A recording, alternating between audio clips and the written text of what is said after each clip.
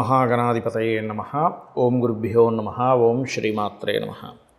అరుణాం కరుణాతరంగితాక్షీం ధృతపాశాంకుశపుష్పబాణచాపాం అనిమాదివిరావృతాం మయూకైః అహమిత్యేవ విభావయే భవానీం. శ్రీమాత్రే నమః. ప్రేక్షకులకి ఆ లలితాంబిక అమ్మవారి యొక్క అనుగ్రహం పరిపూర్ణంగా కలగాలని మనస్ఫూర్తి కోరుకుంటూ మనం ఈరోజు జూలై 27వ తేదీ నుంచి ఆగస్టు 2వ తేదీ వరకు ఉన్నటువంటి గ్రహస్థితి ఏ విధంగా ఉంది అని చెప్పి చూసుకున్నట్లయితే, మొట్టమొదటిగా చంద్రుడు ఈ వారం సింహం నుంచి తులారాశి వరకు సంచరిస్తుంటాడు. ఈ 3 రాశుల్లో సంచరిస్తుంటాడు. సింహరాశిలో ఉన్నటువంటి కుజుడు, కేతువుతో కలిసి ఉన్నటువంటి కుజుడు 28వ తేదీ కన్యారాశిలో మారుతూ 4 రోజుల పాటు ఈ వారం కుజచంద్రులు కలిసి ఉంటారు. మరియు మనకి రవి బుధుల యొక్క కలయిక కర్కాటక రాశిలో ఉంటూ బుధుడు వక్రించున్నాడు, కొంచెం అస్తంగత్వంలో ఉన్నాడు. కాకపోతే బుధుడికి పెద్ద అస్తంగత్వ దోషం ఉండదు, వక్రించడం వల్ల కూడా తగ్గుతుంది. అలాగే గురువు శుక్రుడు మిథునంలో కలిసి ఉంటూ మీనంలో శని భగవానుడు వక్రించున్నాడు, కుంభంలో రాహు ఉన్నాడు. అయితే ఈ యొక్క గ్రహస్థితిని అనుసరించి ద్వాదశ లగ్నాల వారికి ఏ విధంగా ఉండబోతుంది, మరియు ఎటువంటి జాగ్రత్తలు తీసుకోవాలి అనేటువంటి విషయాలు చెప్తుంది. నేనైనప్పటికీ కూడా చెప్పిస్తుంది సాక్షాత్ లలిత అమ్మవారిగా భావిస్తూ ఒక్కొక్క లగ్నం గురించి మరియు ఒక్కొక్క రాశి గురించి తెలుసుకుందాం. మకర లగ్నము, మకర రాశి. మకరం వారి కనుక చూసుకున్నట్లయితే మీ యొక్క రాశ్యాధిపతి 3వ స్థానంలో వక్రించి ఉన్నందుకు కొంచెం మీడియేటింగ్ మూలంగా కొంత మనీ మీరు పెట్టి అక్కడ ఏదైనా స్ట్రక్ అయ్యేవి చూపిస్తున్నాయి. కాబట్టి ఆ యొక్క విషయంలో జాగ్రత్తగా ఉండండి.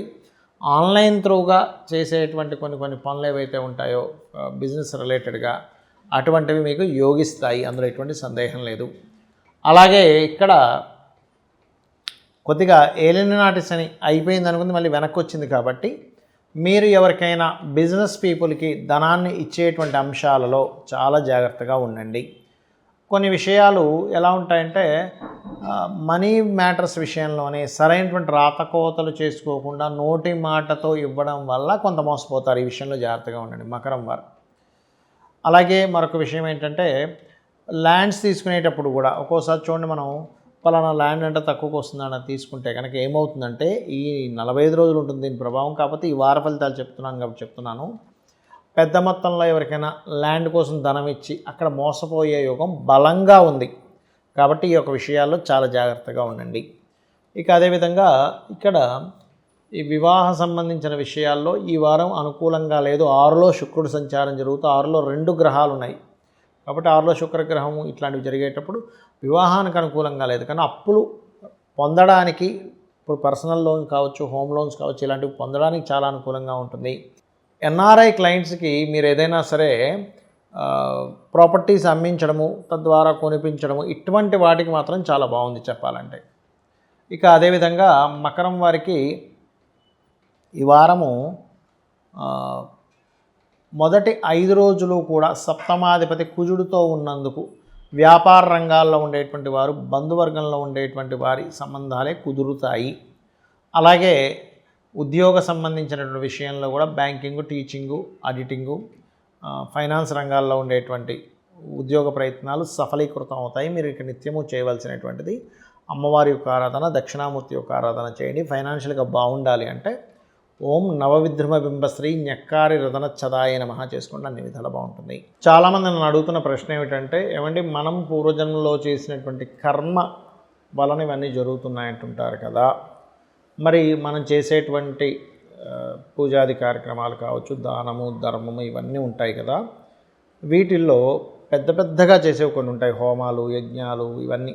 ఇవి ధనవంతులకైతే పర్వాలేదు, చేయించుకోగలరు. మరి సామాన్య ప్రజలకి వాళ్ళు ఇబ్బంది పడుతున్నప్పుడు లలితా సహస్రనామాల్లో ఏదైనా ఒక్క నామంతో క్లియర్ అవ్వడము, లేకపోతే చిన్నపాటి దానమో, లేకపోతే భగవంతుడి దగ్గర దీపారాధన, గోసేవ చేసేటువంటివి ఏమైనా ఉన్నాయా అని చాలామంది నన్ను మెసేజ్ చేస్తున్నారు. చాలా వీడియోలు చెప్పాను, అయినా అడుగుతున్నారు. ఈ వీడియోలో మరింత క్లారిటీ ఇస్తాను. ఇది ఖచ్చితంగా కలియుగంలో ఏంటంటే, మనం నామస్మరణ చేత అంత గొప్ప ఫలితాన్ని పొందుతాం. కలియుగానికి కొన్ని గొప్పతనం ఏం చెప్తారంటే, ఇప్పుడు మనస్ఫూర్తిగా నిజంగా మీకు ఒక గోశాల, ఒక 100 గోవులను, 1000 గోవులను మీరు పోషించాలనుంది, మనసులో నిజంగా మనస్ఫూర్తిగా అనుకుంటే నిజంగా అన్ని గోవుల్ని పోషించిన ఫలితం వస్తుందట. కలి యొక్క ప్రభావం అంత గొప్పది, అందుకే కలి సాధువు అంటారు. అయితే ఇక్కడ ఎవరికైనా కానీ ఇప్పుడు చూడండి, రవికి సంబంధించిన దోషం ఉందనుకోండి ఎవరికైనా, వాళ్ళకి ఏమవుతుందంటే సంతాన అభివృద్ధి లేకపోవడము, పితృదోషాలు ఏర్పడము, ప్రమోషన్స్ రాకపోవడం, కీర్తి లేకపోవడం జరుగుతుంది. అలాంటప్పుడు సర్వసాధారణంగా మనం చేసేదంటే సుదర్శన హోమం చేసుకోవడము, ఆదిత్య హృదయ పారాయణానికి సంబంధించినవి, సూర్యుడికి సంబంధించిన జపాలు ఇవన్నీ చేయించుకుంటాం. మరి అంతా చేయలేమనుకునేటువంటి వారు చాలా క్లియర్గా ఏమి లేదు, సూర్యుడికి రోజు అర్ఘ్యం వదలండి. సూర్యభగవానుడు నమస్కార ప్రియుడు కాబట్టి నమస్కారం చేయడం ద్వారా సూర్యభగవానుడికి ఆయన తృప్తి చెంది మీకు మంచి ఫలితాలు ఇస్తాడు. ఇక రెండవది, చంద్రదోషాలు ఉన్నాయనుకోండి ఎవరికైనా, ఏమవుతుంది అంటే ఎప్పుడూ మానసికంగా బాధగా ఉండడం, తల్లితో పడకపోవడం, అత్తగారితో పడకపోవడం, ప్రయాణాల వల్ల అనవసరమైన ఖర్చులు అవ్వడం, జలగండాలు ఏర్పడడం, ఇటువంటివన్నీ ఏర్పడుతుంటాయి. మరి దీనికి ఏం చేస్తాము? రాజరాజేశ్వరి అమ్మవారి యొక్క హోమము, యజ్ఞము, రాజశ్యామల యాగం ఇలాంటివి చేస్తారు ధనం ఉన్నవారు. మరి లేకపోతే మీ పరిస్థితి ఏమిటి అంటే సింపుల్గా ఏం లేదు, గోవుకి ముల్లంగి తినిపించండి. చక్కగా ఓం అష్టమీ చంద్ర విభ్రాజ అలిక స్థల శోభితాయే నమః చేసుకోండి. సూర్యుడికేమో ఓం భానుమండల మధ్యస్థ భైరవీ భగమాలనే నమః చేసుకోండి, సరిపోతుంది. ఇక కొంతమందికి ఎప్పుడూ ఏదో ఒక గొడవేనండి, లైఫ్ లాంగ్ గొడవలు, స్ట్రెస్లు ఉంటూ ఉంటాయి. మరి దానికి కారణం ఏమిటి అంటే శని కుజుడు కలిసి పాడైనా లేకపోతే కుజుడు బాగా పాడైనా ఇటువంటివి ఎక్కువగా జరుగుతుంటాయి. దీన్నే చాలామంది కుజ దోషం అంటూ ఉంటారు. అది ఏ భావంలో ఏర్పడిందో దాన్ని బట్టి చేసుకోవాలి. మరి దీనికి పరిహారం ఏమిటి అంటే మనం ఏం చేస్తాం? చండీ పారాయణం చేసుకోవడం అండి, చండీ హోమం చేస్తున్నామండి, నవచండీ అండి, లేకపోతే సహస్ర చండీ అండి, శతచండీ అండి అంటుంటారు.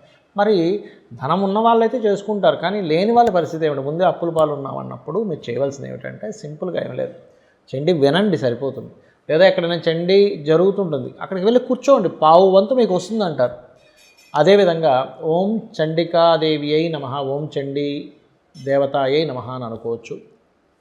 దగ్గరలో ఉండే అమ్మవారి ఆలయాలకు వెళ్ళడం, గోవులకి క్యారెట్స్ బెల్లము కలిపి తినిపించండి.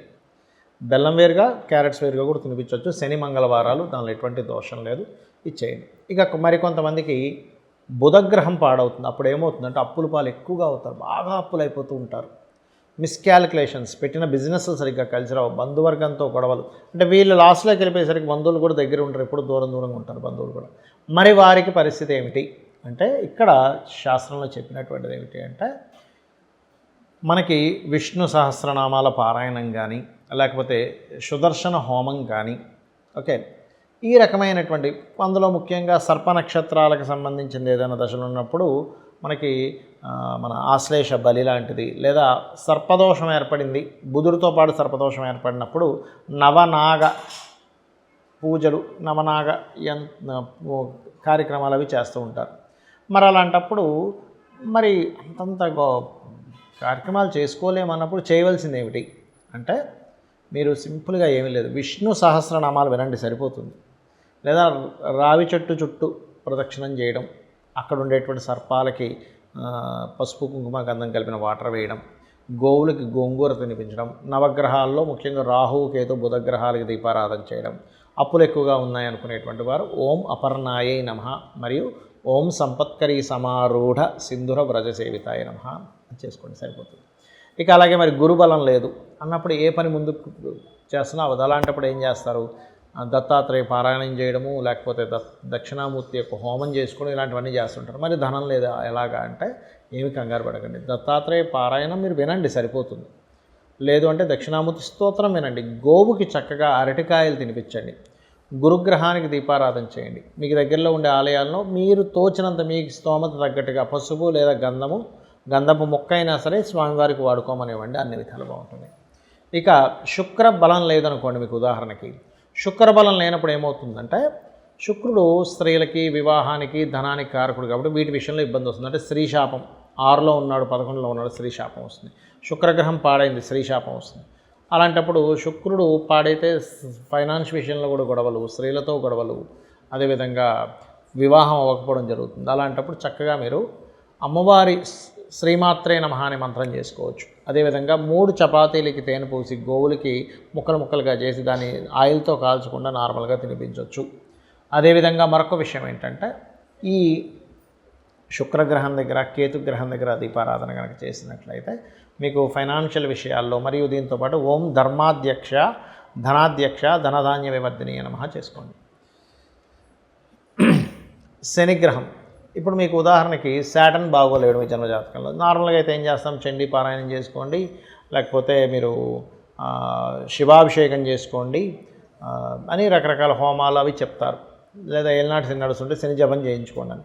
కానీ కొంతమంది పరిస్థితి ఎలా ఉందంటే అది చేయించుకోలేని స్థితిలో పాపం ఆర్థికంగా ఇబ్బందుల్లో ఉంటారు. అలాంటి వారు ఏం చేయాలి అంటే సింపుల్గా ఏమీ లేదు, ఆంజనేయ స్వామి ఆలయానికి వెళ్ళండి, గోవులు చక్కగా బెల్లం తినిపించండి, శని త్రయోదశి లేకపోతే నిత్యమైనా సరే శని భగవానుడికి కాస్త తైలాభిషేకం చేయడం లేకపోతే దీపారాధన అయినా చేయండి, అన్ని విధాల మీకు బాగుంటుంది.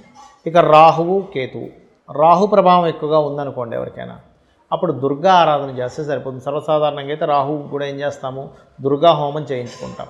అలాంటి వారు దుర్గా నామాన్ని ఓం దుమ్ దుర్గాయ నమః చేసుకోవచ్చు. అదేవిధంగా గోవులకి 4 బెల్లపు ఉండాలు తినిపించడము, మరియు అదేవిధంగా రాహువుకి దీపారాధన చేయడం చేయొచ్చు.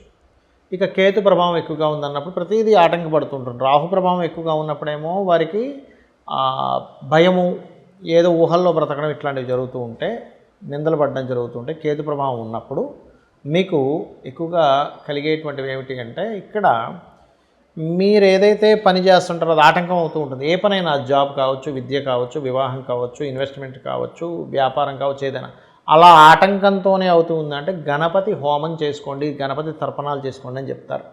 కానీ మీకు గనక అంత స్తోమత లేనప్పుడు నిత్యము గణపతిని ఓం గం గణాధిపతయ నమః అని నిత్యము స్మరణ చేసుకోండి, మీకు ఎటువంటి ఆటంకము రాకుండా గణపతి చూసుకుంటాడు. గోవులకి గ్రాసము తినిపించండి, కేతు గ్రహం దగ్గర రాహు గ్రహం దగ్గర దీపారాధన చేయండి, అన్ని విధాలా మీకు బాగుంటుంది.